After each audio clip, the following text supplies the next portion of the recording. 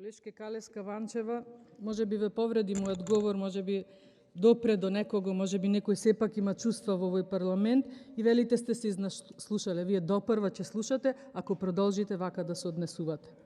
Јас сум за реформи во образованието, но овој закон, верувајте, не е добар затоа што е измама која што вреди 21,5 милиони евра. И се навративте на она минато време и велите, добро е што заврши. Јас ќе ве прашам да беше тоа минато време или не така далечно. Еве ќе ве навратам само на вашите ветувања.